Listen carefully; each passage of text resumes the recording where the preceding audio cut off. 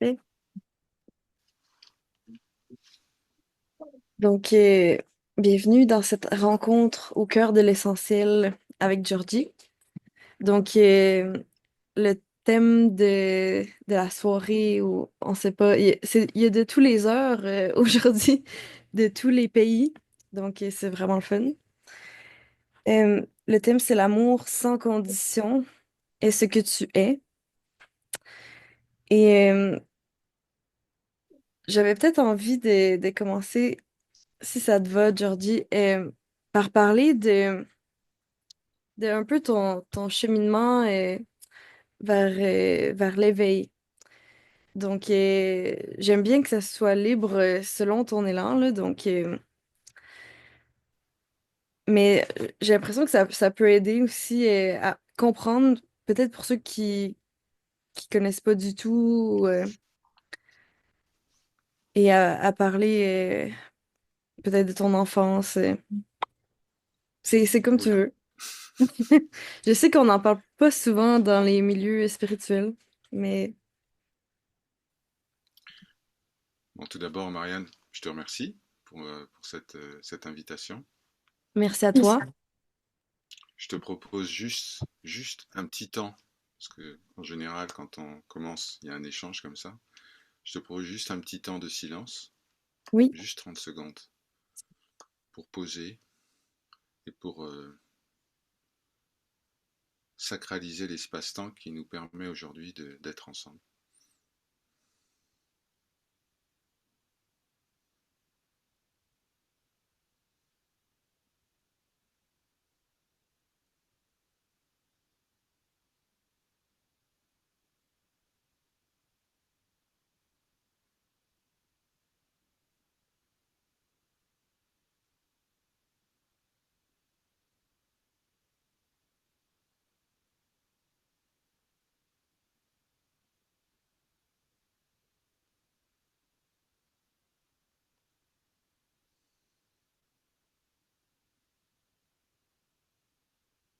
Par sa grâce. Om Shanti, Shanti, Shanti.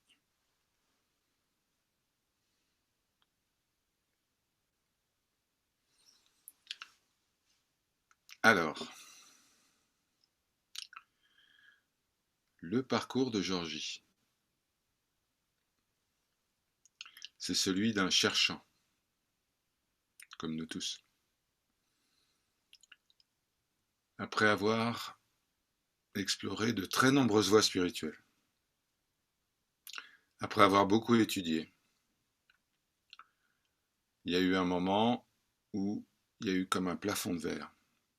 Parce qu'en fait, ce qu'il cherchait était ce qui devait être détruit. Tant que ça cherche, tant que ça veut des réponses, tant que ça pense ne pas avoir ce qui est nécessaire, ne pas être digne, ne pas être qualifié, ne pas avoir les bonnes pratiques, ne pas rencontrer le bon enseignant, etc. Eh bien, la quête continue. Et cette quête s'effondre à partir du moment où il est réalisé qu'il n'y a pas de cherchant. Alors, si on se réfère à l'histoire du personnage Georgie, parce que c'est ça, c'est un personnage. La première rupture ici est venue très tôt, à 5 ans et demi. Il y a eu une expérience de sortie du corps qui a été décisive parce qu'elle a montré quelque chose. Elle a montré que je n'étais pas le corps. Donc, cette expérience de sortie du corps, c'est comme tu as pu peut-être la vivre ou l'imaginer, ou tu as peut-être entendu parler de ça. C'est simplement, dans un état de conscience altéré, l'âme s'élève, se détache du corps, et tu peux voyager dans le monde entier, tu peux survoler ton propre corps, tu peux, voilà. Et donc cette expérience-là, 5 ans et demi, a été décisive et déterminante pour le reste, parce qu'elle a montré à quel point l'identification au corps n'était pas la réalité. Le deuxième événement marquant, c'est la rencontre avec le maître, alors qu'il n'était plus recherché. C'est beaucoup plus tard. Cette rencontre avec le maître s'est faite de manière totalement spontanée, inattendu.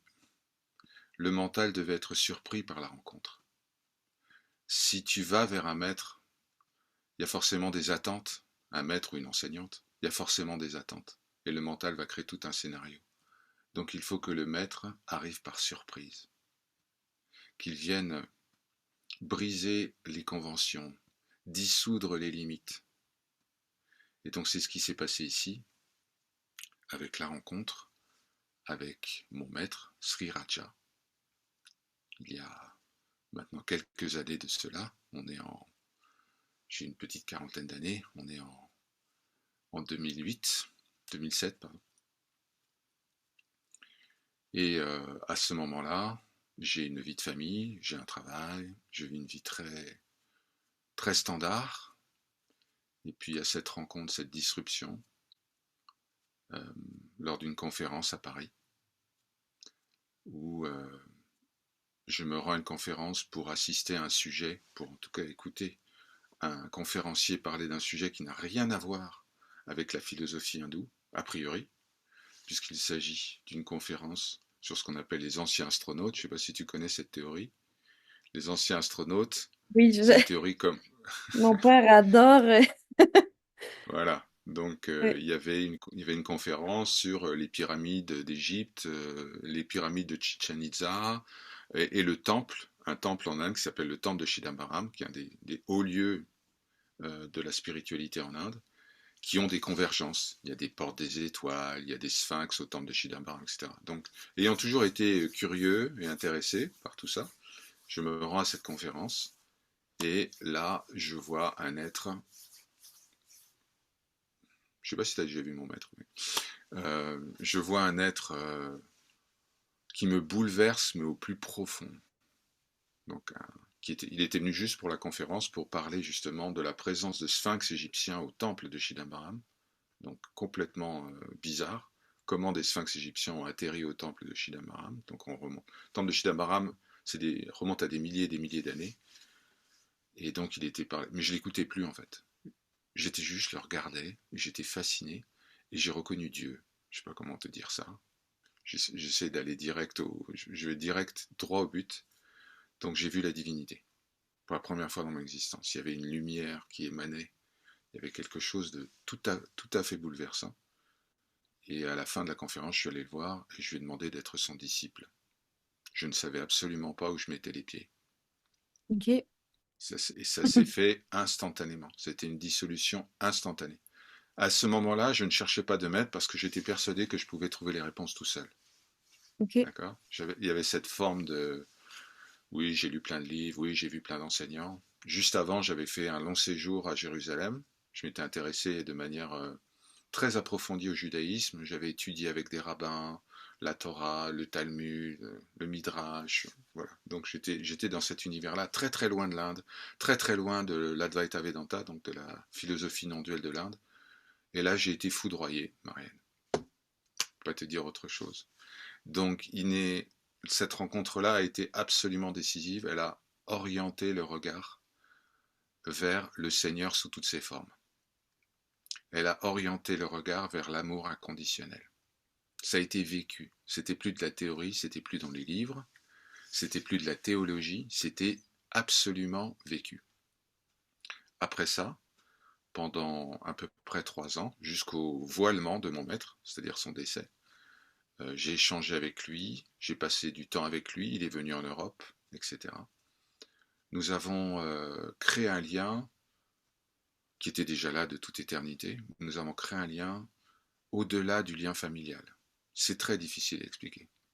Au-delà du lien amoureux, au-delà de... Voilà, c'est quelque chose qui vient absolument transcender tout ce que tu peux faire comme expérience sur le plan humain. Donc où il y a plus lui ou moi, tu vois, il y a vraiment un. Et tu sais quelle est la plus grande leçon qu'il m'a donnée? C'est au moment de son voilement. Au moment où il s'est voilé, il a déposé son enveloppe mortelle. Est-ce que j'ai été triste? Est-ce que j'ai été blessé? Absolument pas.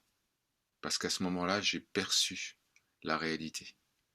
Que ce que j'appelais Raja, mon maître, n'avait jamais été un être humain.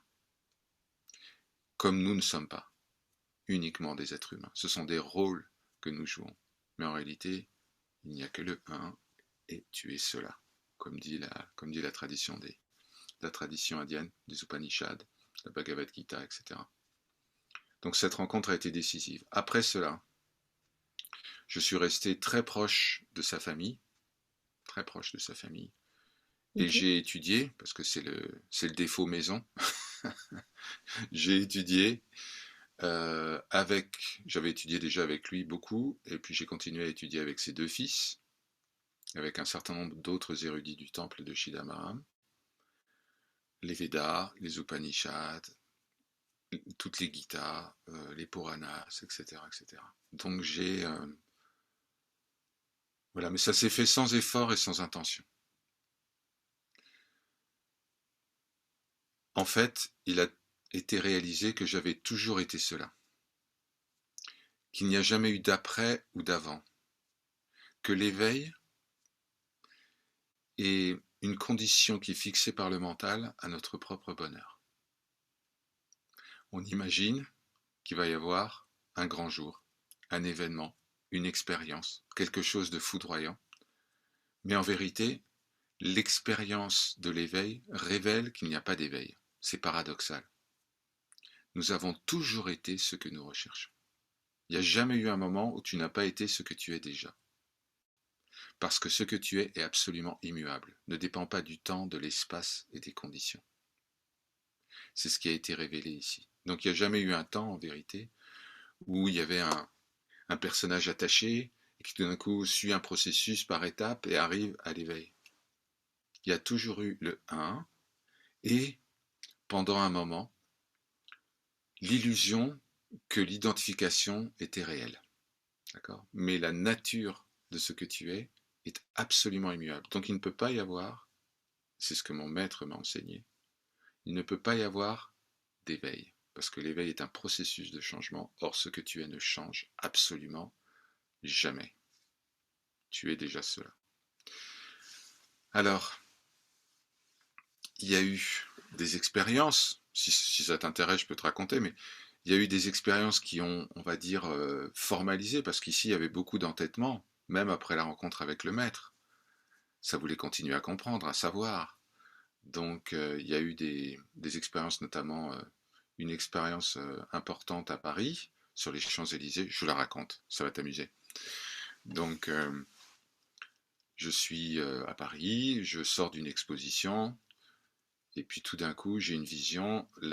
J'étais sur les Champs-Élysées, j'étais déjà allé à Paris, tu vois à peu près la foule qu'il y a sur les Champs-Élysées, c'est toujours beaucoup de monde. Et je cligne les yeux, j'ouvre, plus personne. Vide,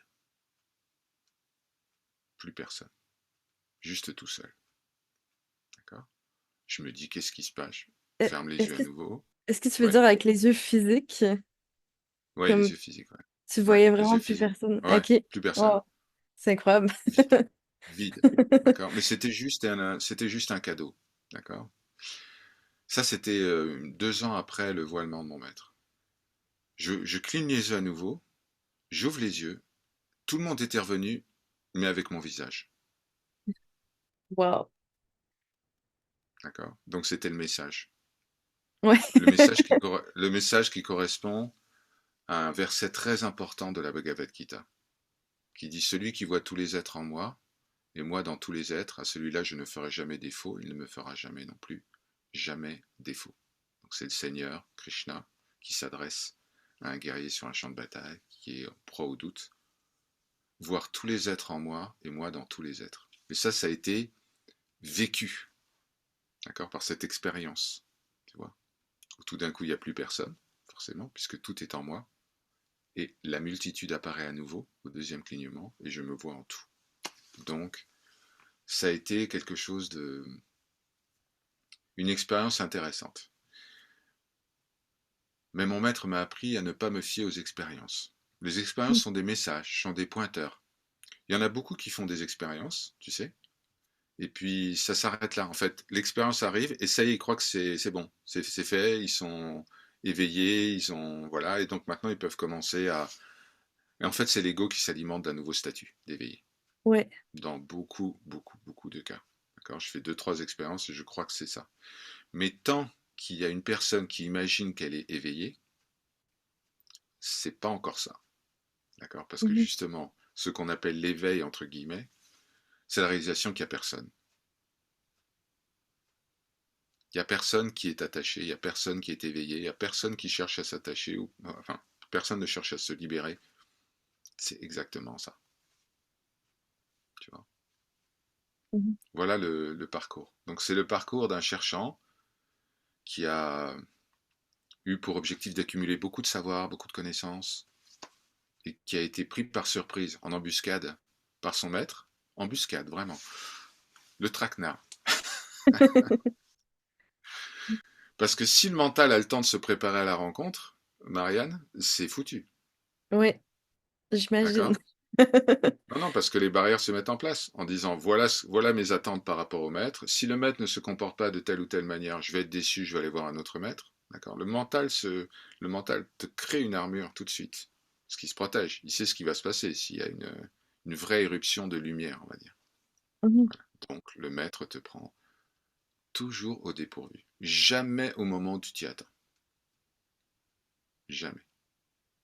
Voilà. En tout cas, c'est ce qui a été vécu ici. Ça résonne.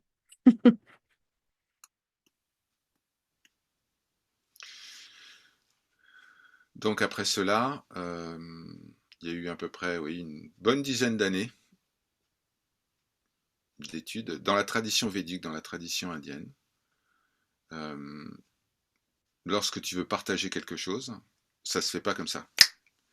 Tu dois d'abord bien assimiler et étudier. Il y a un principe qu'on appelle, excuse-moi, je vais dire 3 mots de sanskrit, je vais l'expliquer après.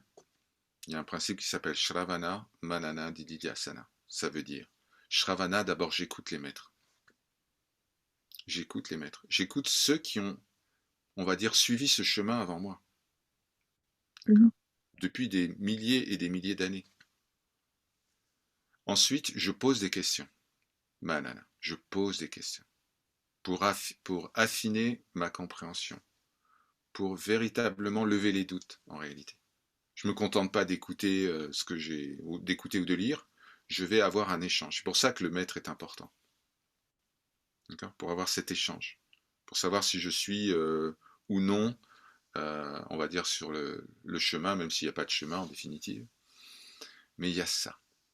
D'accord. Et enfin vient ce qu'on appelle nididhyasana, c'est-à-dire la méditation. Qu'est-ce que c'est la méditation? C'est pas simplement s'asseoir dans un coin, fermer les yeux et rester tranquille. La méditation, c'est simplement déposer l'idée qu'il y a un méditant ou quelqu'un qui médite. C'est faire place au silence du cœur. Il existe des centaines de méthodes, des dizaines de traditions pour vivre ce silence du cœur. Pas simplement dans la religion ou dans la tradition, ce qu'on appelle le Sanatana Dharma, c'est-à-dire la tradition hindoue. Tu as ça dans toutes les voies. Tu as ça dans le soufisme pour l'islam.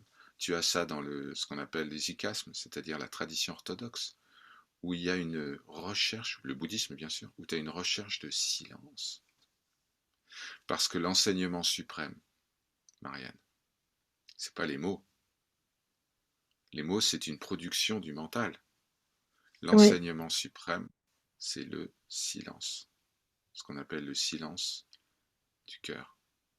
Je ne parle pas de l'organe physique, je parle du centre de l'être. Le silence du cœur.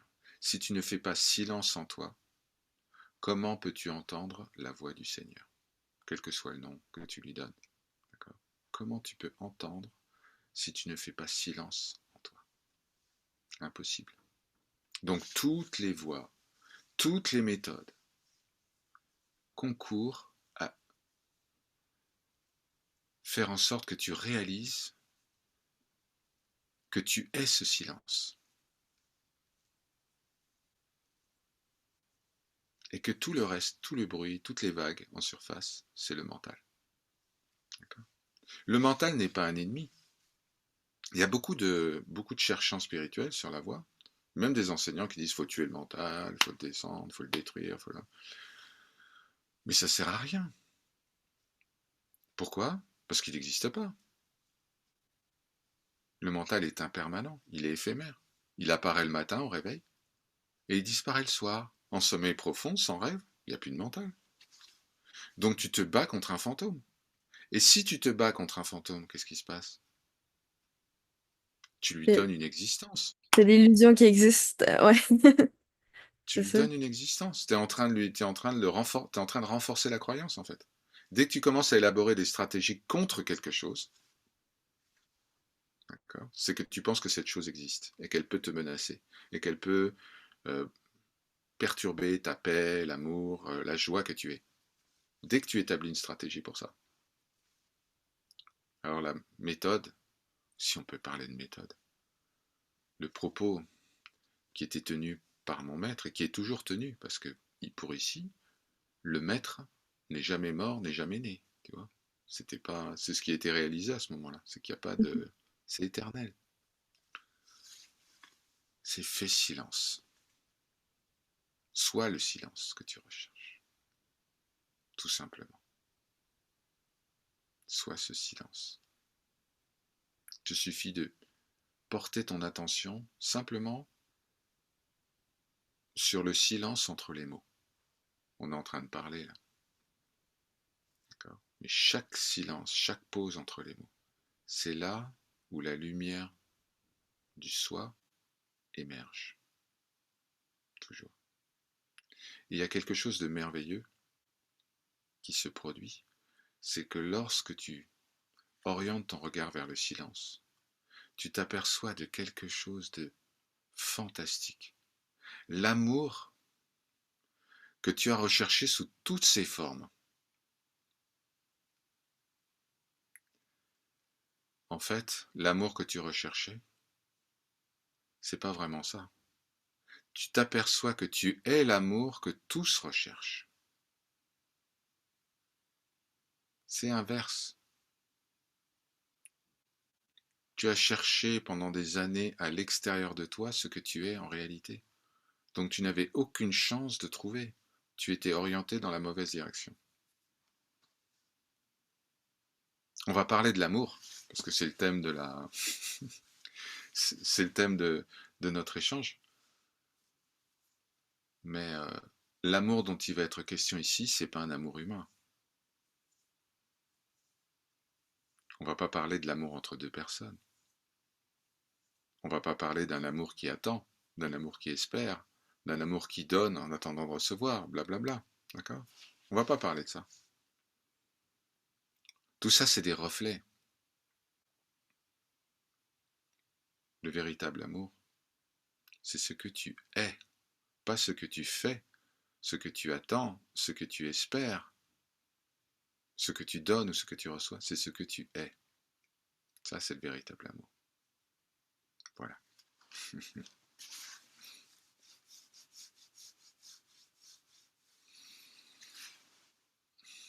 Alors si on pense un petit peu à ce sujet,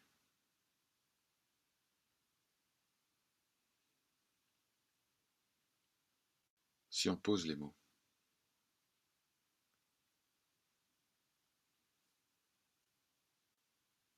on réalise qu'il n'y a jamais eu d'avoir ou de faire.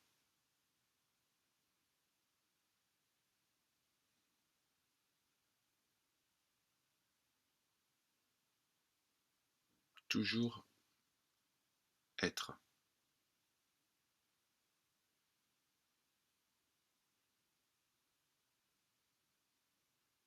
Lorsque le silence du cœur s'établit, ou plus ou moins est conscientisé,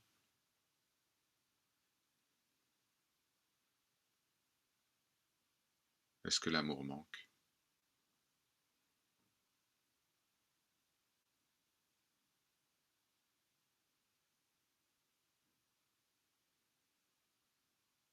Est-ce que la paix manque? Ici et maintenant, tout de suite.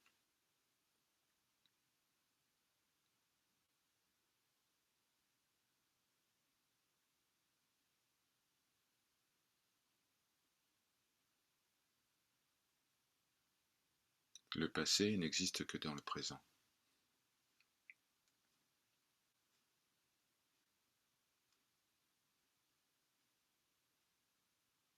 Ce sont les souvenirs que j'ai lorsque je pense au passé. Il n'existe que là. Et le futur, c'est pareil. Il n'existe que dans le présent.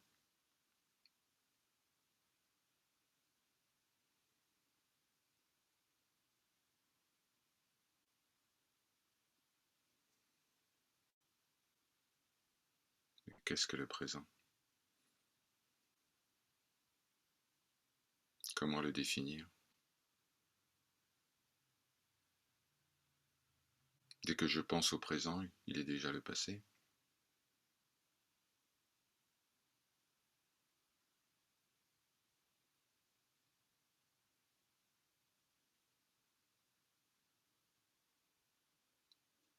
Donc rien ne se produit jamais.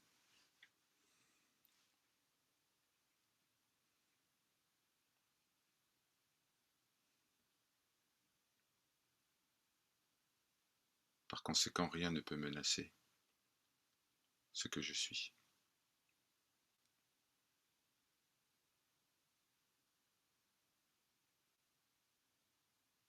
Tout est contenu en moi.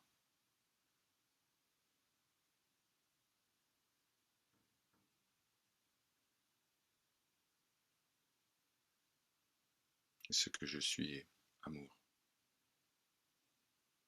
pas autre chose.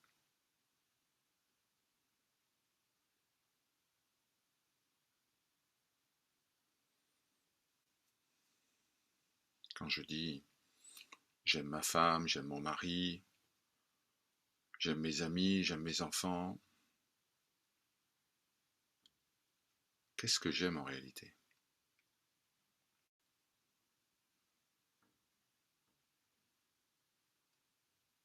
C'est le grand enseignement des Upanishads.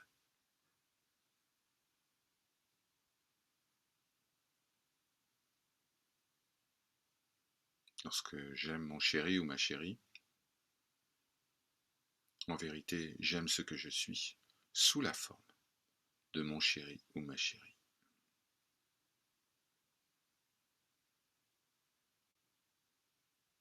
L'amour que je suis se projette sur un objet de conscience, appelé mon chéri, ma chérie, et le mental dit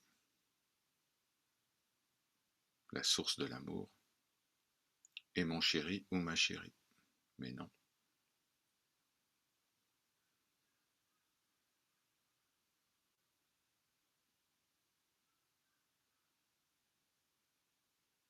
il n'y a rien à l'extérieur de moi quand je suis en sommeil profond. Où est mon chéri, où est ma chérie?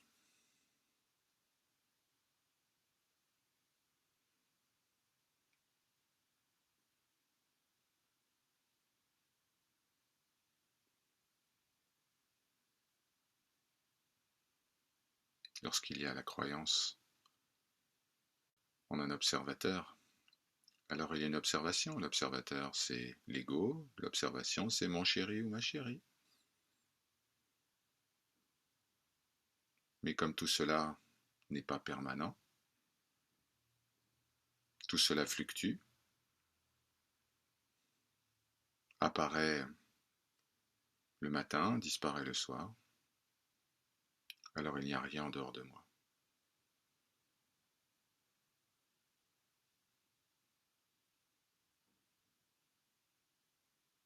Donc cet amour que je suis est la seule réalité.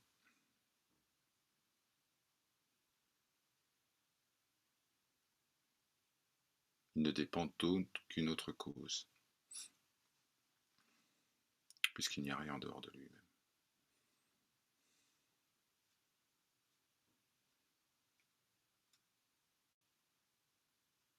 Donc l'amour inconditionnel, c'est quelque chose de naturel et sans effort, parce que c'est la vérité. Dès qu'il y a des conditions à l'amour, il y a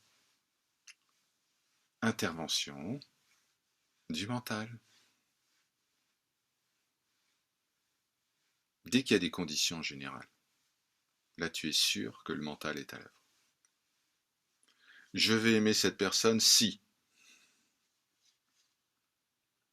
elle s'occupe bien de moi, si elle est gentille, si elle a tel ou tel aspect physique, si elle passe du temps avec moi, si blablabla. Conditions.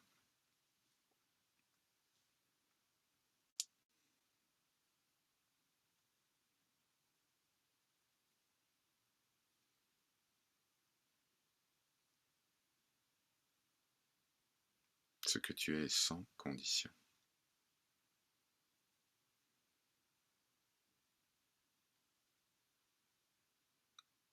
Tu n'as besoin d'aucune autorisation pour être ce que tu es.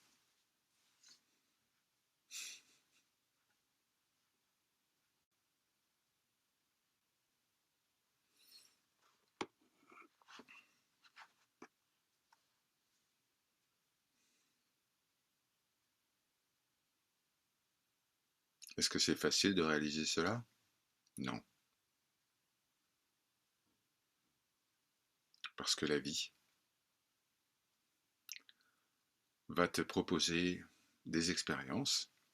La vie, le Seigneur, tu l'appelles comme tu veux, va te proposer des expériences qui vont alimenter la notion que tu es un être séparé, conditionné par le temps et l'espace, conditionné par les formes et les noms, par l'histoire, par les qualités et les défauts. Et pourtant, cette grande illusion de la personne que tu crois être se dissout chaque soir en sommeil profond. Devrait quand même interpeller, non? En disant, mais normalement, si ce que je suis est réalité, ça devrait jamais se dissoudre, ça devrait être permanent.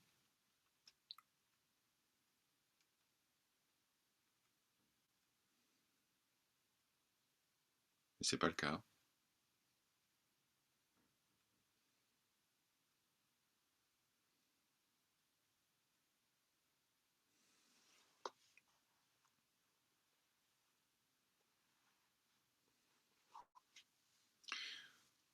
C'est pour ça qu'ici, l'expression le silence du cœur est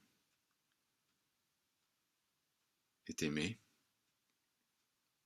parce qu'elle fusionne deux termes qui pointent vers notre véritable nature. Le cœur, c'est l'amour, et le silence, c'est l'enseignement suprême. Dans la tradition de l'Inde, plus particulièrement du temple de Chidambaram, il y a une figure, il y a un personnage mythique qui s'appelle Dakshinamurti, le gourou suprême. Tu sais ce qu'il fait, ce gourou suprême? Il fait rien, il reste silencieux au pied de l'arbre, il a 4 disciples d'élite à ses pieds, et il enseigne uniquement par le silence. Au début, il est bombardé de questions par les 4 disciples, qui ne sont autres que les fils de Brahma, le dieu de la création donc, des disciples d'élite. Et puis à un moment, il rentre en silence, il clôt les yeux, les disciples se lèvent les uns après les autres, ils ont compris.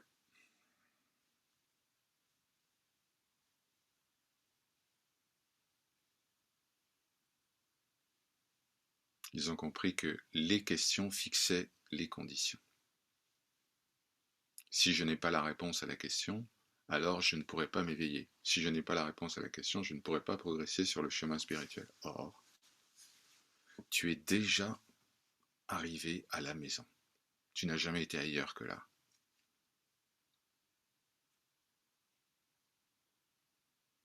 Et la belle histoire de l'éveil qu'on t'a racontée, en disant tant que tu ne vas pas être éveillé, tu ne pourras pas pleinement réaliser le bonheur, la paix et la joie, est l'illusion suprême.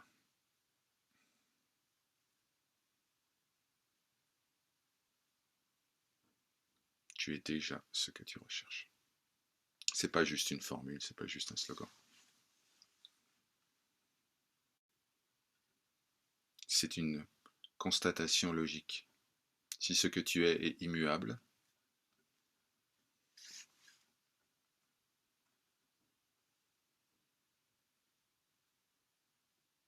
alors il ne peut pas y avoir de processus où je passe d'un état A à un état B. Je suis toujours état A. J'imagine que je suis état B. Voilà. C'est que de l'imagination.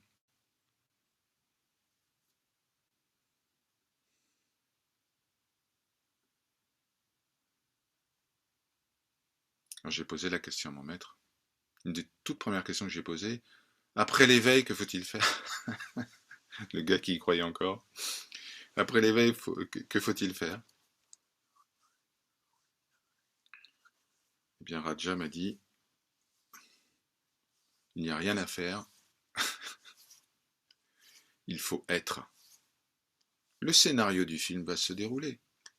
Le personnage que tu crois être va vivre des aventures, va faire des expériences, va connaître des joies et des peines. Mais quelle importance? C'est un rêve.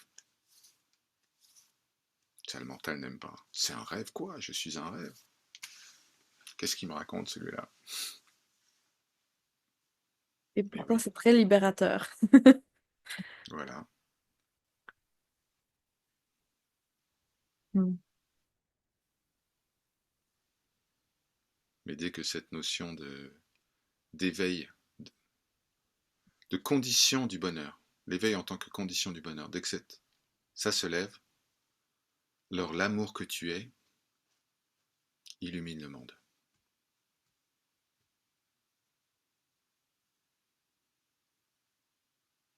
Immédiatement.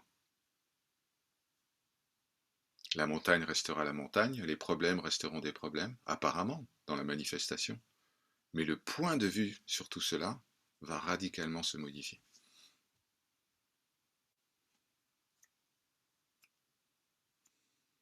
C'est le paradoxe, le changement sans changement.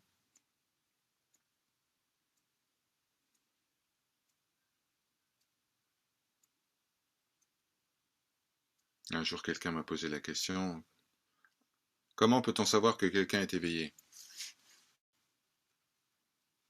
Une question très fréquente. Hein, truc. Comment saurais-je que je suis éveillé? Pareil, une variation.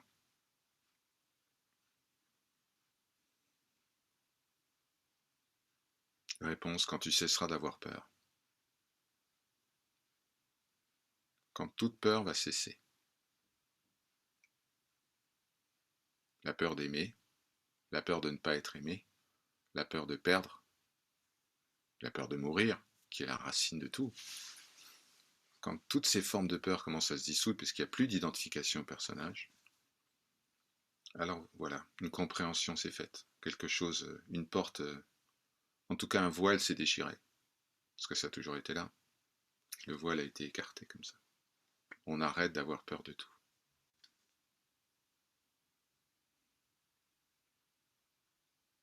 On arrête d'écouter le chien de garde, le mental, qui nous met en garde contre tout. Attention à ci, attention à ça.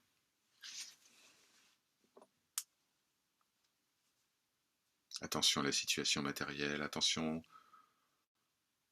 à la situation sentimentale, attention à la réputation.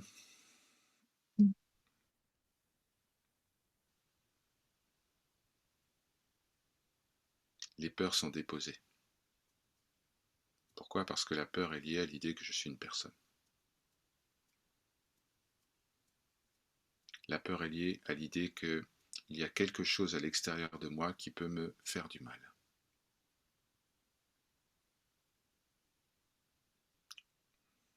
J'aurais une question.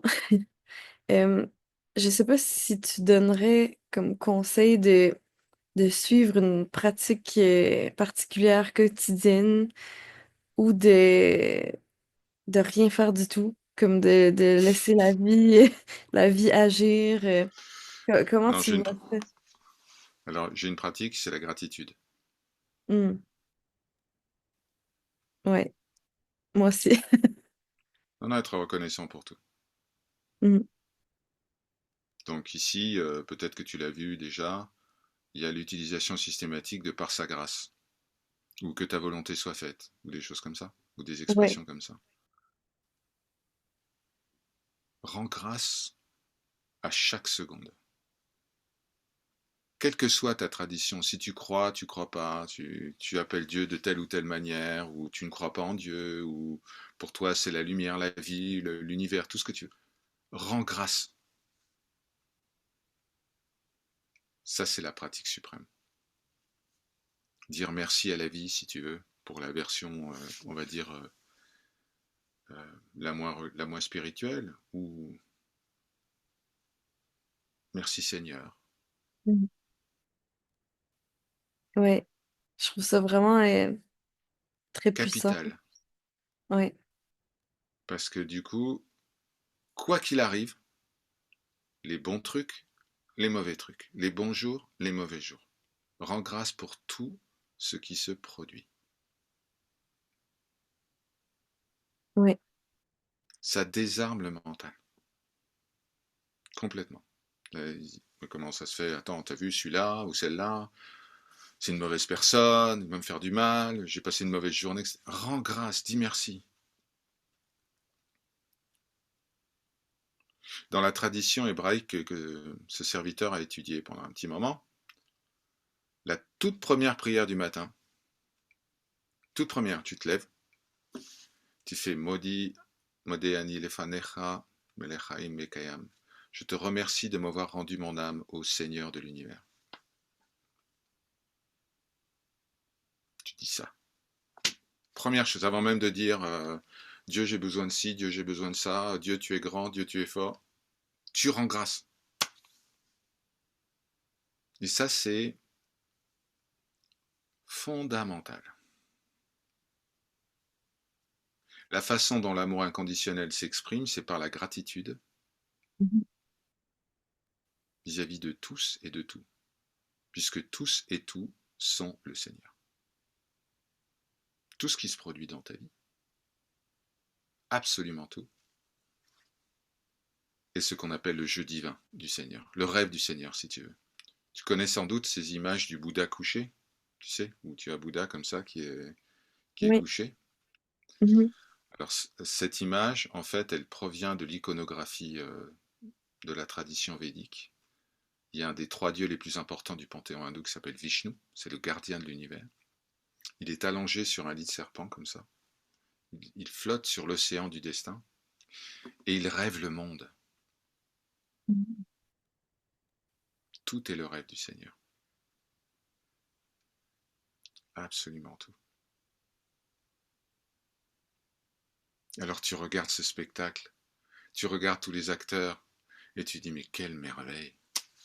Oui, parfois il y a des scènes difficiles à supporter. Il y a des moments compliqués. Il y a des gens, on se dit mais comment je vais pouvoir avoir de l'amour inconditionnel par rapport à un tel ou une telle. Mais c'est justement là que ça doit être transcendé. C'est lorsque c'est difficile que les Mhm. efforts sont les plus, tu vois, les plus payants en quelque sorte. C'est facile de d'aimer ce qu'on aime déjà, non? Oui. Ok? Est-ce que ça vient remettre en question? Est-ce que ça vient rien du tout. C'est l'invitation du Christ. Tends l'autre joue. Tu sais, quand tu rencontres ton ennemi, tends l'autre. Il te met un coup, tends l'autre joue. Mais c'est exactement la même idée. Tu n'as pas d'ennemi. Quand un ennemi apparaît, c'est toujours un ennemi ou une ennemie ou un obstacle, une circonstance. C'est toujours un enseignement. C'est toujours quelque chose qui vient éclairer une souffrance, un conditionnement, une tendance. Mhm. Donc, quelles que soient les circonstances, merci Seigneur. C'est pour ça que dans la tradition de mon maître, on ne demande jamais rien au Seigneur. Mm. On ne dit pas donne-moi la richesse, donne-moi la santé, donne-moi la... Pas du tout. Puisque le Seigneur, ce qu'on appelle le Seigneur, le soi, est omnipotent, omniscient, omniprésent. Tout ce qui est, tout ce qui se déroule est parfait. Donc, qu'est-ce que tu vas demander? Ça a déjà été accordé. Tout est accompli, dit le Christ au dernier moment lorsqu'il est sur la croix. Tout est accompli. Tout est consommé. Tout est parfait. Donc, qu'est-ce qu'il nous reste à faire? Remercier le Seigneur pour tous les bienfaits qu'il nous accorde à chaque seconde, chaque respiration, chaque rencontre, chaque expérience. Il y avait un grand maître, un grand théologien du Moyen Âge qui s'appelait Maître Eckhart. Je ne sais pas si tu as entendu parler de lui. Maître Eckhart. C'est pas Un Eckhart peu. Tolle, hein. Ben, pas vraiment entendu parler, en fait, vaguement. Là. Alors, donc, bon, il y a Eckhart Tolle justement a pris son nom parce qu'il s'est inspiré, si tu veux, des Ok, enseignements de Maître Eckhart. Maître ok. Eckhart, il vit au XIIIe siècle, c'est un Allemand. Il vient étudier en France, parce qu'à l'époque, la France, c'est le centre intellectuel de l'Europe. Il vient à la Sorbonne étudier la théologie. Il est dominicain. Et donc, il commence à faire des prêches et des sermons incroyables. On dirait du zen. On dirait de l'Advaita Vedanta. Vraiment non-duel.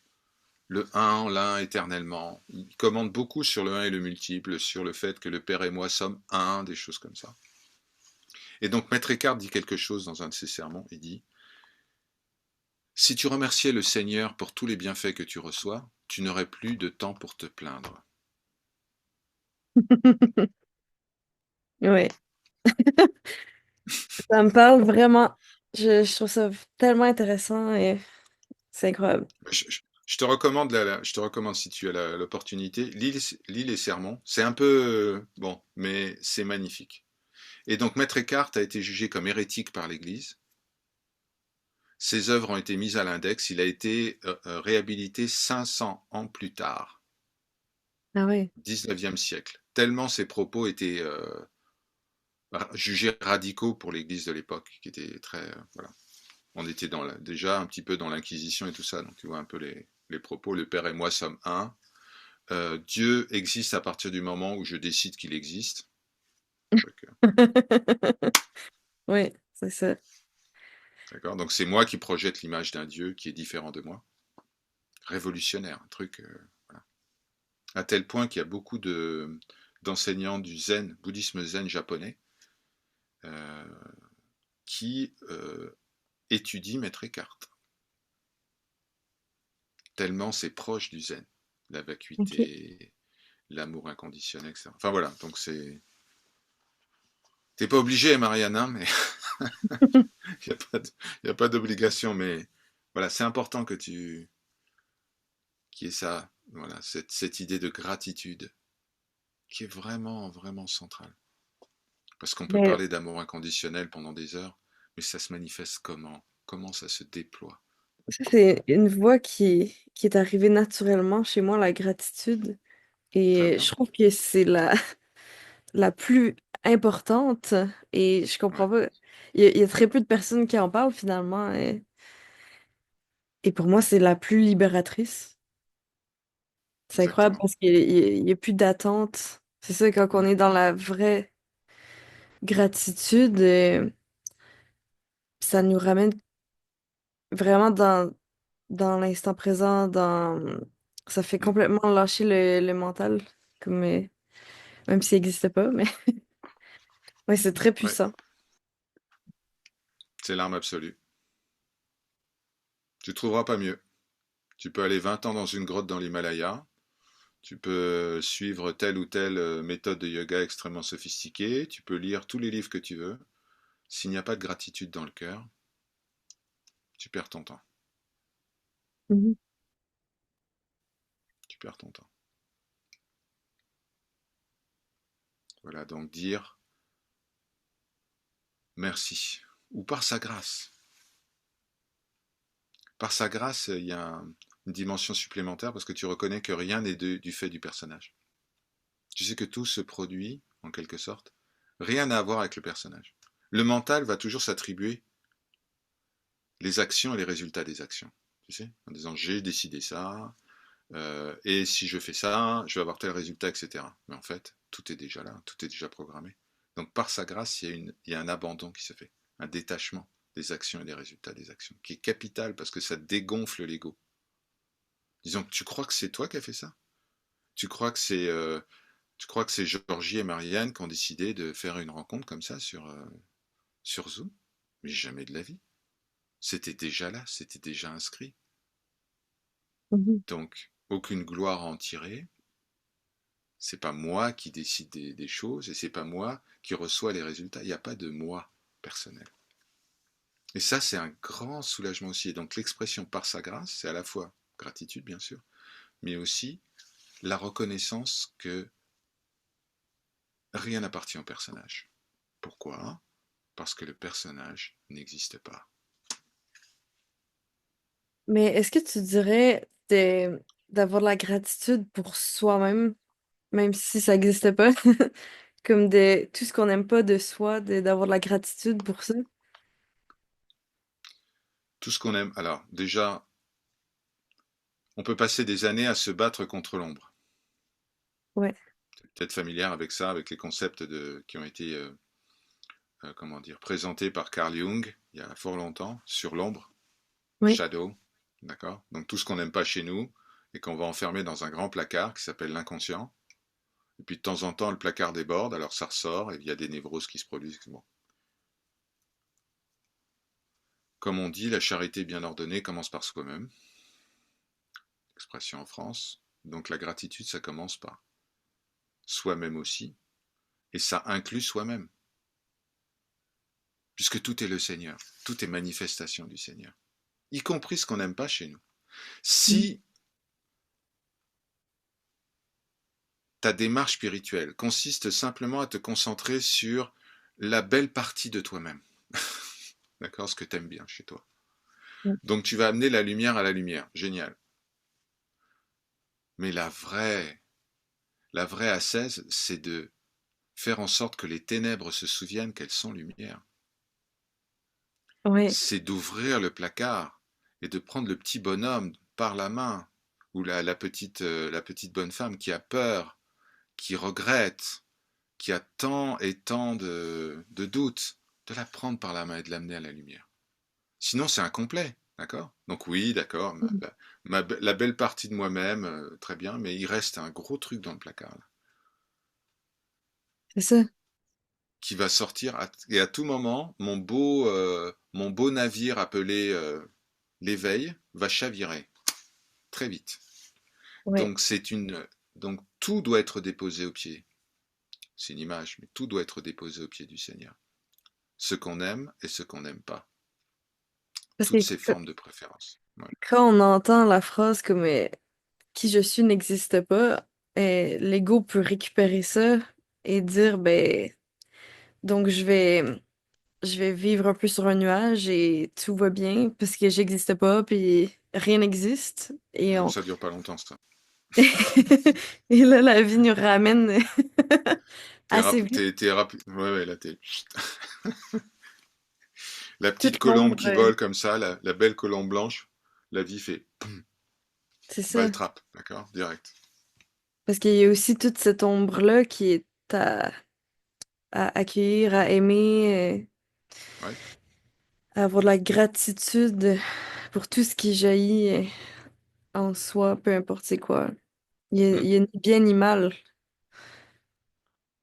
c'est Il y a, il y a une, il y a une totalité. Dès Mhm, qu'il y a une sélection qui est faite entre ce que j'aime et ce que je n'aime pas, dès qu'il y a des mhm. préférences qui sont établies, là, tu es à nouveau sûr, c'est comme l'histoire des conditions, tu es absolument sûr que le mental est à l'œuvre. Ouais. D'accord? Alors que tout est un accueil intégral de tout. Même ce que je n'aime pas, même. Voilà. On a tous eu des moments pas terribles dans notre existence. Absolument tous. Il n'y a pas une personne sur cette planète qui est parfaite. Aucun personnage n'est absolument parfait. Certains semblent parfaits, mais il y a toujours un petit enfant effrayé dans le placard. Effrayé qu'on découvre ses secrets. Je dirais même les plus grands maîtres, s- ils ont un personnage, comment je dirais, avec une personnalité et des défauts, Bien sûr. comme apparents, mais Oui. on est parfait dans notre imperfection, finalement. J'expliquerais ça comme ça, mais On est, on est parfait dans ce que nous sommes et imparfait dans ce que nous apparaissons, sous la ouais, forme où nous apparaissons. D'accord. ouais, Donc la perfection est notre véritable nature, mais ouais. dans la manifestation, il y a des miroirs déformants et donc ça va se refléter de manière différente. Mhm. Mais ce que nous sommes est absolument parfait parce que ce que nous sommes est ce qui est, sans discontinuité, absolument parfait. Plénitude absolue. Voilà ce que nous sommes. Ça se reflète différemment dans la manifestation. C'est pas parce que le soleil n'apparaît pas parce qu'il y a des couches de nuages qui n'existent pas. Ouais.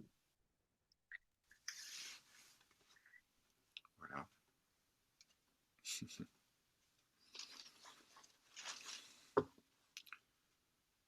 Donc la gratitude, Marianne, Ouais.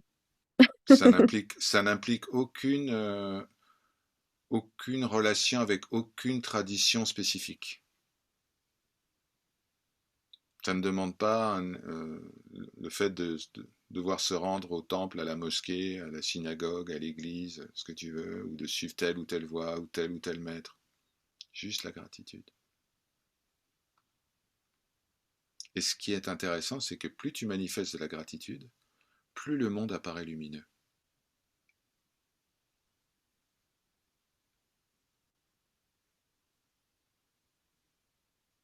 Plus le monde apparaît bienveillant.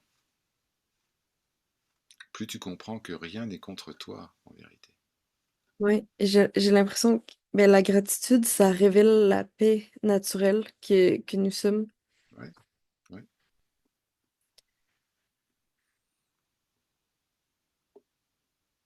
C'est pas facile. C'est pas facile d'avoir de la gratitude tout le temps. Il y a des moments où on chute, mais ça fait partie de l'expérience. Tant qu'on se relève, ça va. Parfois on va chuter. On va pas ressentir systématiquement cette gratitude. On va avoir même du mal à dire merci au Seigneur lorsqu'il nous arrive quelque chose de très compliqué. Et alors, Ouais. on tombe du cheval, on remonte.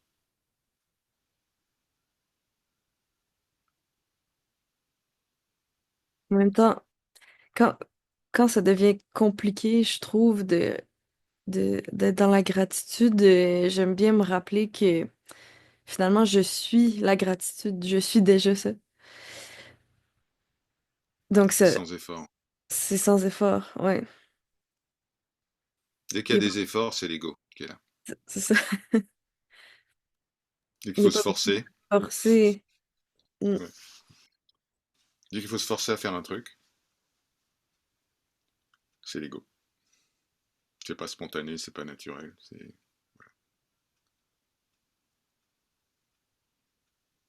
Et en même Est-ce qu'on temps, peut, ouais. Est-ce qu'on peut forcer quelqu'un à aimer? Non. non, c'est clair. Mais dans la matière, dans le concret, est-ce que tu dirais qu'il y a des efforts à faire quand même, comme dans le travail? Comment tu vois ça? Qui est travail ou pas travail? Qui est vie de couple ou pas vie de couple? Que tu sois un érudit ou un ignorant, que tu sois spirituel ou matériel, mais quelle importance, c'est pas toi. C'est un Mhm. rôle qui est complètement prédéterminé. Si tu dois travailler, tu travailleras. Si tu dois pas travailler, tu travailleras pas. Est-ce que ça change ce que tu es fondamentalement? Est-ce que ça affecte? C'est juste des vagues de surface, c'est pas l'océan. Oui. Et, Mm. et tu vois, quand tu dis Quand tu dis dans le concret, c'est important les mots. Quand tu dis dans le concret, c'est que tu donnes une réalité. Tu dis, tu vois, dans le concret, donc c'est bien réel, c'est pratique, etc. Mais la seule chose concrète, c'est ton être. Tout le Mhm. reste, c'est du rêve. Oui, Et en plus, les pensées que tu as au sujet des choses évoluent à une vitesse incroyable. Tu espères avoir un travail, et puis tu trouves ce travail, et puis au début c'est formidable, et puis des mois passent, et des années passent, et tu dis mais pourquoi j'ai pris ce travail, qu'est-ce que je m'ennuie.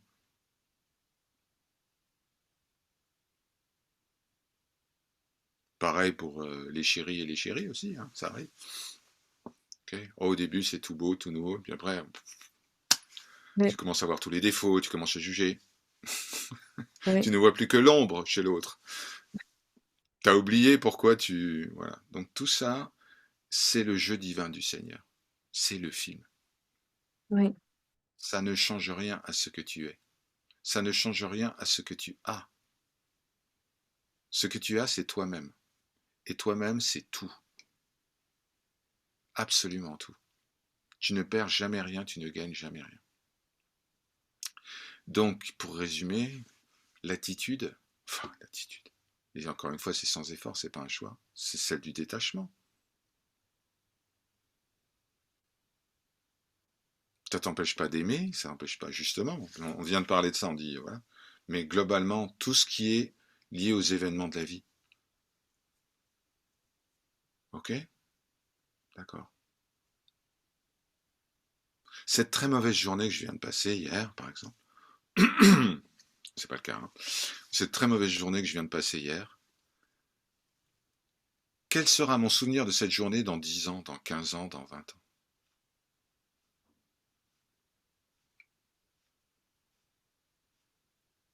Ou même la semaine prochaine, j'aurais oublié. Pourquoi je m'attache à tout ça? Je m'attache à tout ça parce que ça alimente l'ego.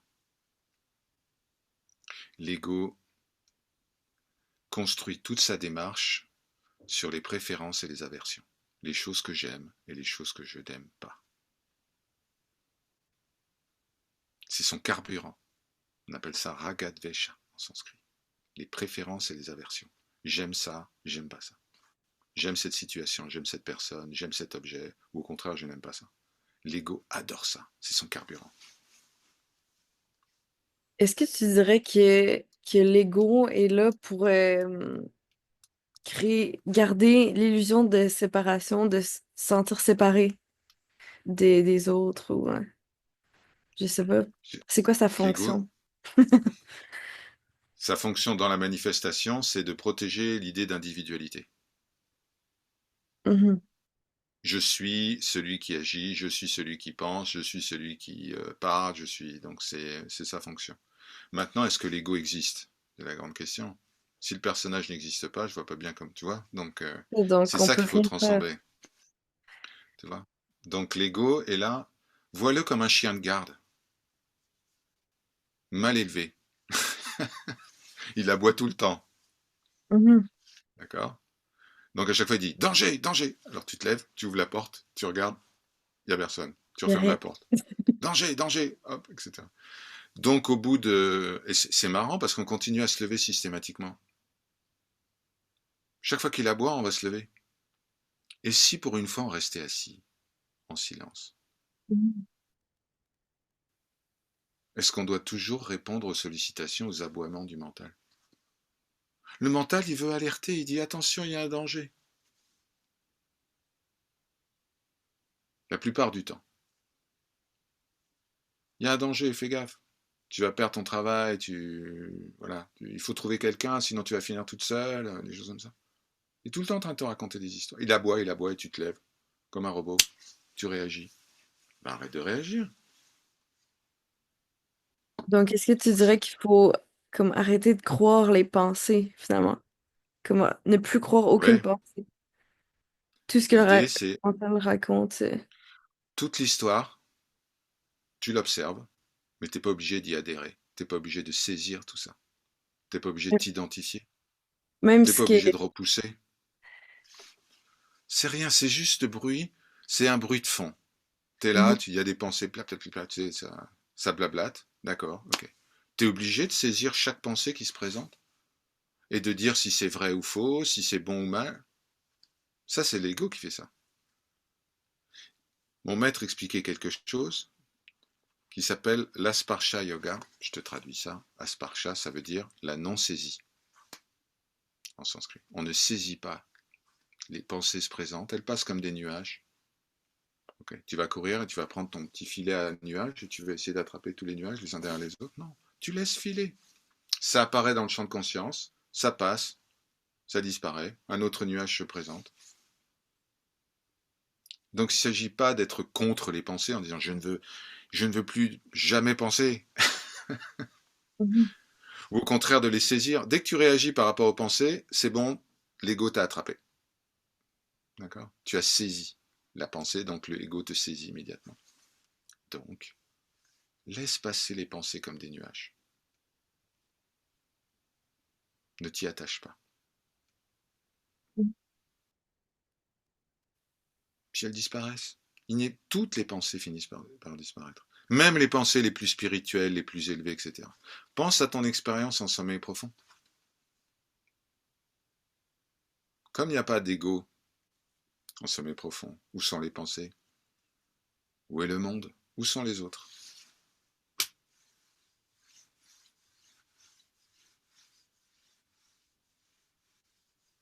Juste laisser glisser.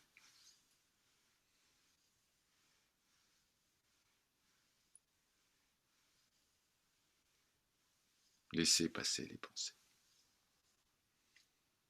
Ne pas s'y attacher, ne pas les repousser.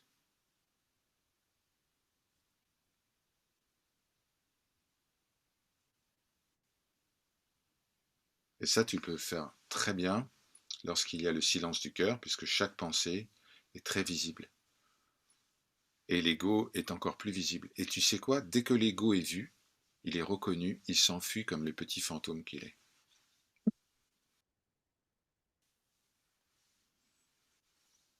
Il y a un grand sage de la tradition védique qui s'appelle Ramana Maharshi, tu as sûrement entendu parler de lui, Oui. euh, qui a vécu, en tout cas sous sa forme physique, il n'y a pas si longtemps que ça, il s'est voilé en 1950, donc c'est vraiment récent. Et lui disait, le plus grand obstacle à la réalisation, c'est de croire que je ne suis pas déjà réalisé. Et c'est cette pensée-là qui est saisie par la plupart des chercheurs spirituels. Et cette pensée-là enchaîne, enfin déclenche une série de pensées en disant qu'est-ce que je dois faire, comment je dois me comporter, quel maître dois-je trouver, quel livre dois-je lire, blablabla, blablabla. En vérité, laisse toutes les pensées apparaître et disparaître. Le simple fait que tu puisses observer ces pensées démontre que tu n'es pas ces pensées. Le simple fait qu'elles apparaissent et disparaissent démontre qu'elles ne sont pas réelles, qu'elles n'ont aucune consistance. Quand je dis pensée, j'inclus les émotions et les perceptions.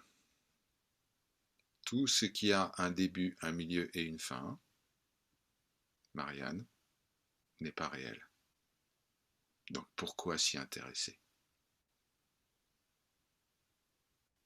Ce qui est réel est forcément éternel. 2 plus 2 égale 4, c'est toujours vrai. Si ça devient 2 plus 2 égale 5 ou 2 plus 2 égale 3, ou ça disparaît, c'est pas réel. La vérité est éternelle.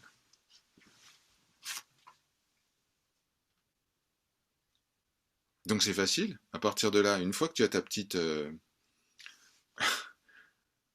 guideline, comme ça tu dis, ok, tout ce qui a un début, un milieu, une fin n'est pas réel. Mhm. Regarde dans ta propre expérience, tu vas voir. 99,9999999% de tout ce qui est vécu, expérimenté, n'est pas réel. Pourquoi s'y intéresser? Pourquoi les saisir?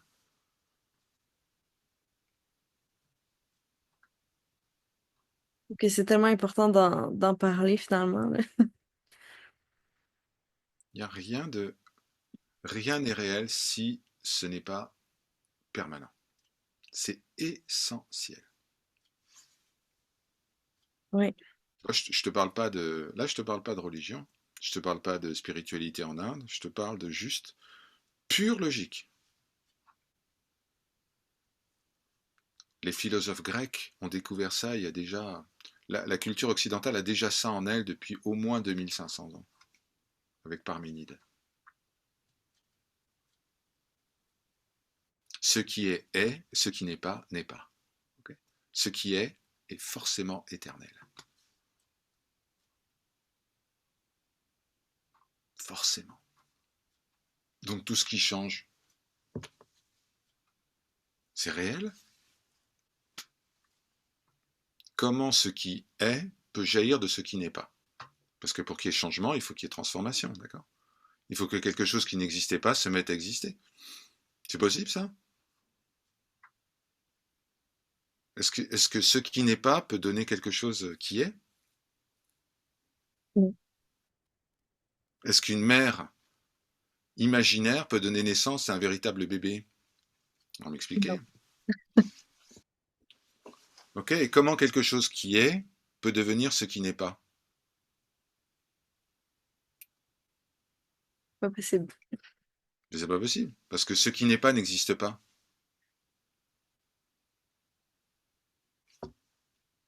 Voilà.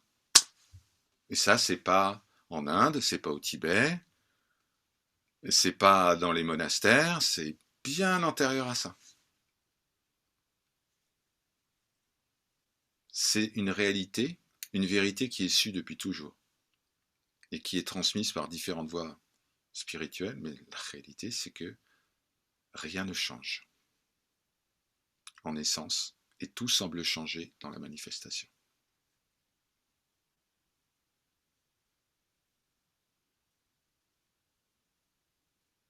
Donc maintenant, dès que tu vois un truc changer, tu dis ok, c'est pas réel.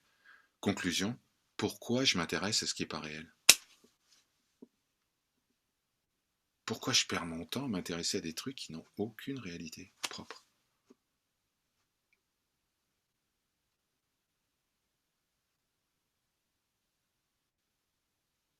Est-ce que je dois conditionner mon bonheur à des choses qui n'existent pas?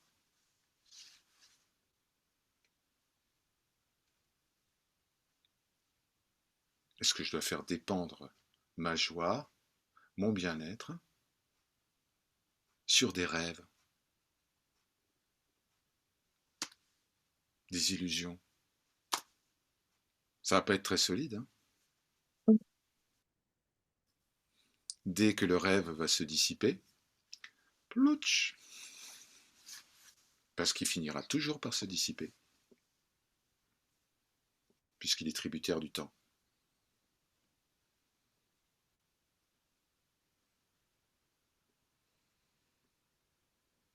Mais même ça, même ce magnifique spectacle de création, préservation et destruction, qui est pure illusion, doit être l'objet de notre gratitude, parce que c'est magnifique. Qu'est-ce que c'est beau. Quand tu vas au Japon et que tu vois les cerisiers en fleurs, on appelle ça le sakura, c'est le moment où tous les cerisiers éclosent au Japon. Ça dure 15 jours et tout le Japon est recouvert de magnifiques petites fleurs. Tout le monde sait que c'est impermanent. Mais qu'est-ce que c'est beau. Alors il y a toute une tradition poétique au Japon qui s'appelle le Mono no Awari, qui prononce l'éloge de l'impermanence, qui dit regardez comme c'est beau, la petite fleur de cerisier, d'abord c'est un petit bouton, et puis elle éclot, et tous les arbres magnifiques, on voit le Japon qui devient rose, tu le vois même en image satellite, tu vois, c'est pareil Oui. ici en Corée. C'est beau. Est-ce que c'est réel? Non, mais c'est beau. Mm. Donc gratitude. Merci Seigneur pour ce magnifique spectacle du sakura, des petites fleurs de cerisier. Certaines fleurs de cerisier s'appellent les gens, d'autres les lieux, d'autres les objets. C'est beau, mais c'est pas réel.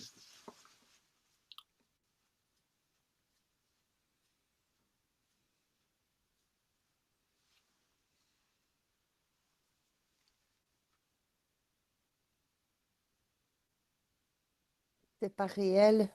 Enfin, j'interviens un peu. C'est pas réel, mais c'est beau et c'est cadeau. Voilà. Donc, Pour qu'est-ce moi, qu'on fait quand c'est c'est cadeau? cadeau de... Voilà, Quand c'est cadeau, on te fait quoi? On dit merci. on dit merci. Ouais.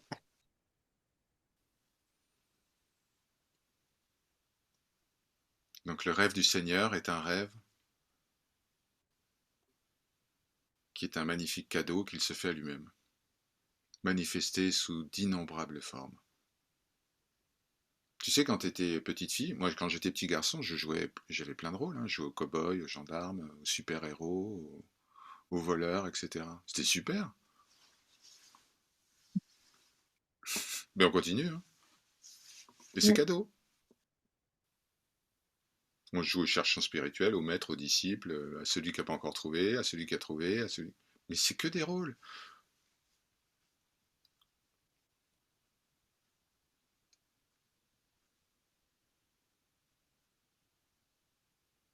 Il y a un moment sublime dans la Bhagavad Gita, qui est un des livres spirituels les plus importants dans la tradition védique, sinon le plus important. Il y a un moment magnifique où il y a ce guerrier désemparé sur le champ de bataille.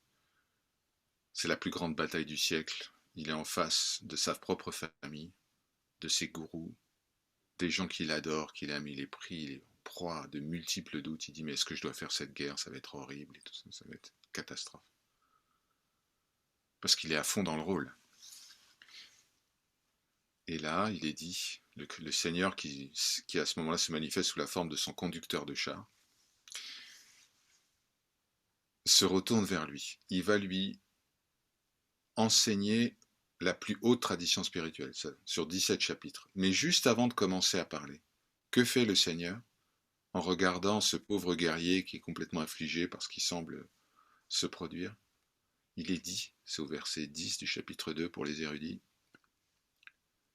et le Seigneur esquissa un sourire. Il aurait pu esquisser un clin d'œil aussi, en disant, hé, tu te rappelles, tout ça, c'est un jeu, hein. Personne n'est tué, personne ne tue. C'est mon rêve.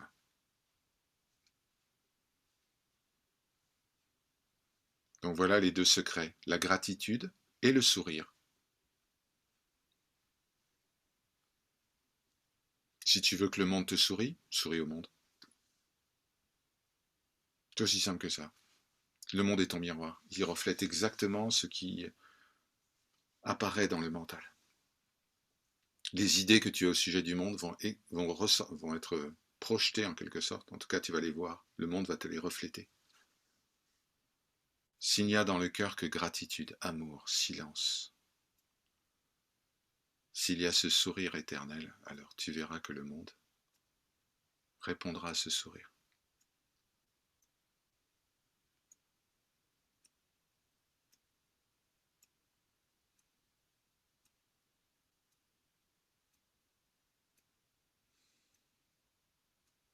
Par sa grâce.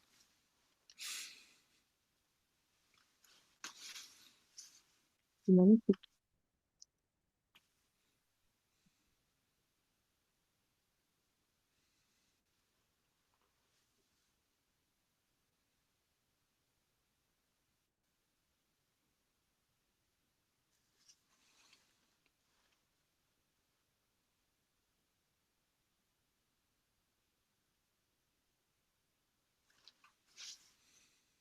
N'hésitez pas si vous voulez poser des questions ou partager des choses. Vous pouvez ouvrir votre micro.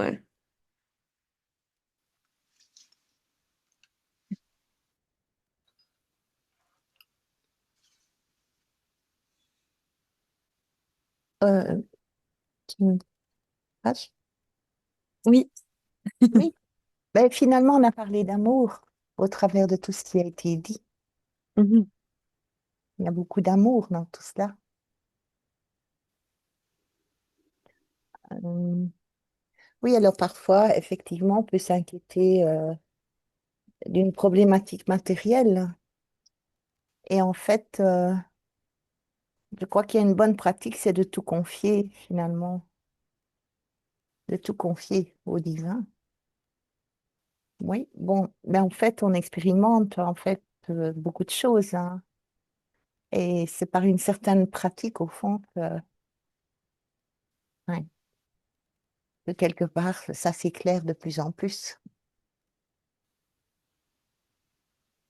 Maintenant, parler d'une expérience ici, ce serait presque trop long. Euh, Parce que je peux dire tu, mais je ne connais pas ton prénom. Enfin, euh, Oui, il y a pas de Marianne. problème. Marianne, comment? oui. Ah, Mariam, oui, c'est Kamala ici. Et tu parlais de la petite enfance, hein. Mhm. Et en fait, est-ce que tu voulais exprimer quelque chose au niveau de la petite enfance, hein? Parce que, bon, quand on est un tout petit enfant, euh, en général, en général, on voit les choses autrement. On dit souvent que quand on devient adulte, il faut garder son âme d'enfant parce qu'il y a quelque chose de pur. Mhm. Et c'est parce qu'au départ, tu as parlé de la petite enfance ou de l'enfance. euh, et il y a quelque chose qui t'interpelle à ce sujet-là, au sujet de la petite enfance ou de l'enfance.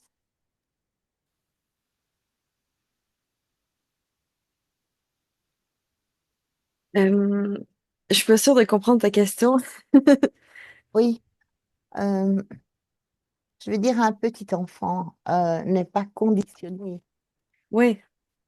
Voilà, ça. Et quelque part, si les parents laissent beaucoup de liberté, ben, en fait, il pense par lui-même, il ne va pas se laisser influencer quelque part. Ainsi, dans un contexte religieux ou autre, donc il est libre. Il peut se Mhm. sentir totalement libre. Hein, les petits-enfants qui commencent à marcher, ils sont tout heureux de marcher, mais quelque part, ils se sentent libres. Évidemment, on leur met des limites. Mais non, c'est parce que je pensais que, il y avait quelque chose qui t'interpellait au niveau de la petite enfance ou de Ah, ben, l'enfance par ça me rapport, parle, ça me oui, parle beaucoup. Oui, ça me rejoint énormément dès qu'on parle de l'enfance, là. C'est ça, les adultes sont conditionnés avec toutes sortes de croyances, mais justement, ben, dans mon chemin, je suis amenée à voir que je ne sais rien, euh, comme d'être libre de toute croyance là, et de, ben, un peu, c'est ça, vivre comme les enfants, dans la pureté de l'instant, sans avoir besoin de rester au niveau du mental, là.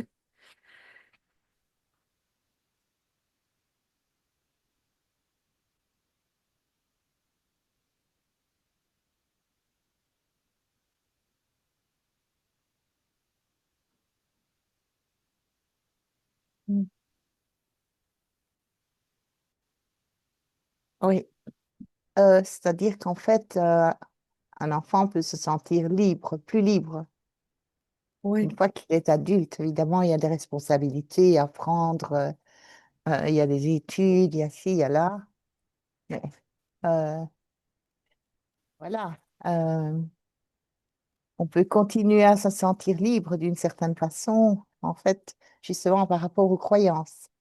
C'est par rapport aux croyances. En fait, il y a quelque chose qui peut venir et enfin, qui apporte des déclics. Mais finalement, enfin, les histoires sont différentes selon chacun. Ça, c'est un fait. Mais on arrive toujours à la même situation, pas la même évolution, entre guillemets, vers le souvenir du soi, mais qu'on a peut-être ressenti beaucoup plus dans la petite enfance. Oui, Mm. c'est certain. Mm. Mm. Voilà, merci en tout cas. Merci. Merci, maman.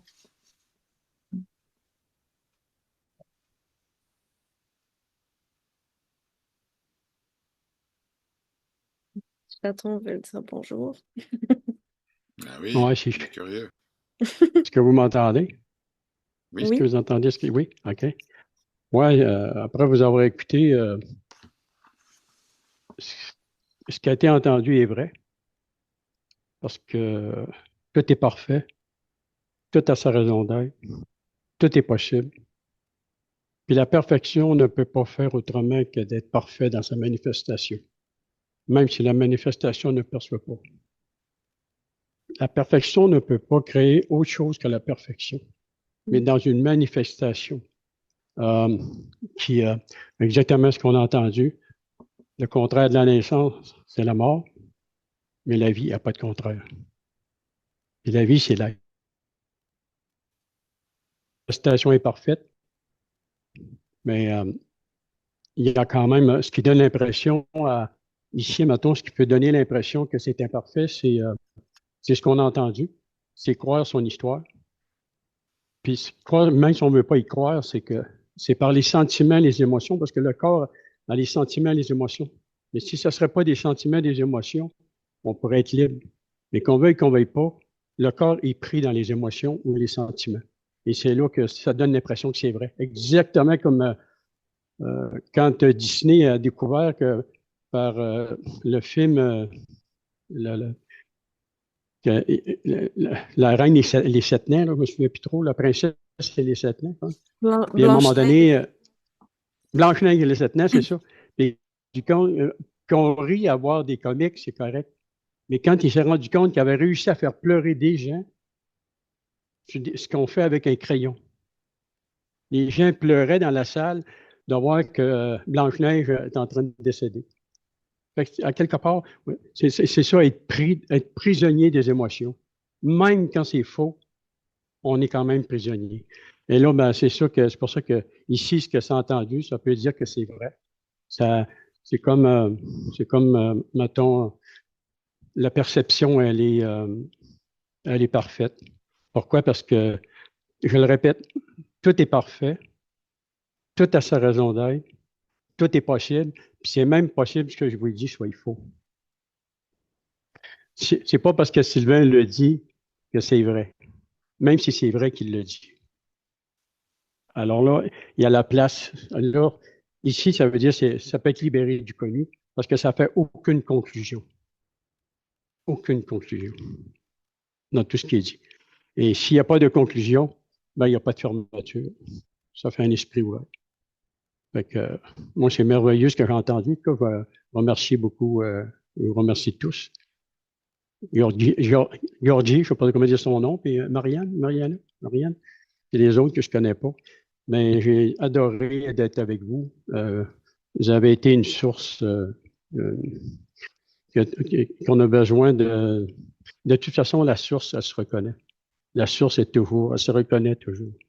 Fait que c'est ça qui est merveilleux. Puis quand c'est beau parce que c'est par le miroir que l'être se perçoit. Le miroir est toujours l'être. Et je vais finir en vous disant, se reconnaître pour se connaître, c'est renaître à chaque instant. Je vous laisse là-dessus. Je vous aime beaucoup et merci d'être là. Merci. Magnifique. Magnifique témoignage. Mm.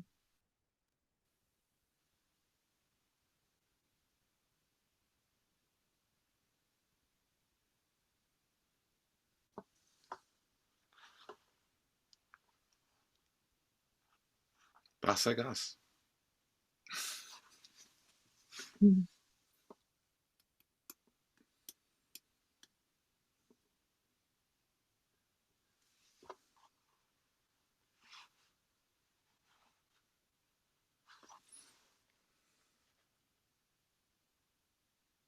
C'est bon de ressentir cette gratitude. C'est un nectar divin.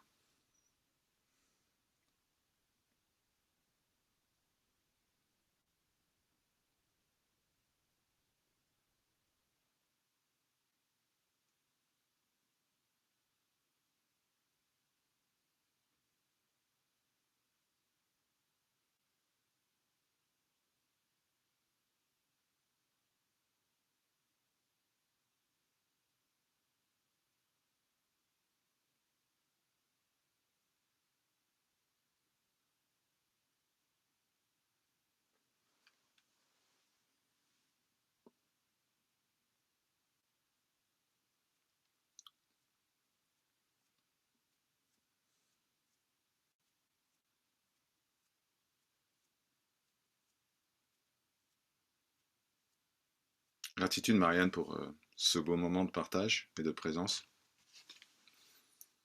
Merci à toi. Merci à tout le monde. C'est vraiment magnifique. Pouvoir être dans la gratitude de l'instant tel qu'il est sans vouloir le changer, c'est exceptionnel. C'est Juste ça, la perfection.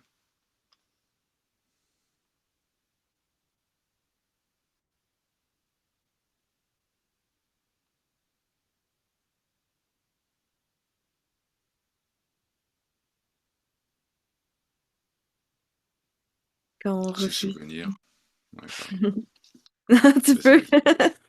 Non, non, je voulais simplement dire que le point essentiel de tout ce beau moment, de ce partage, c'est de se souvenir que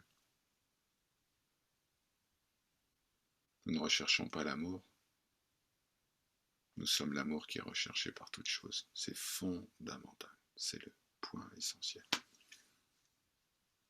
Nous sommes l'amour.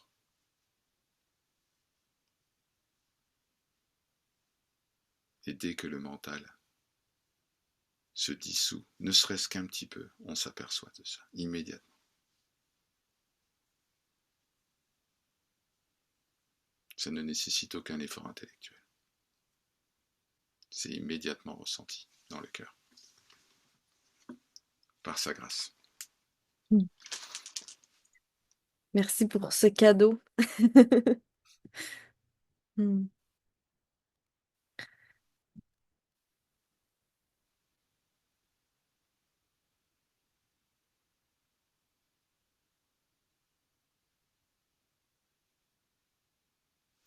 Que le Seigneur t'accorde, Marianne, comme à tous, le silence du cœur. Hmm. L'expression sanscrite qui est utilisée pour ce type de bénédiction est tatastu, ce qui signifie ainsi soit-il. Hmm.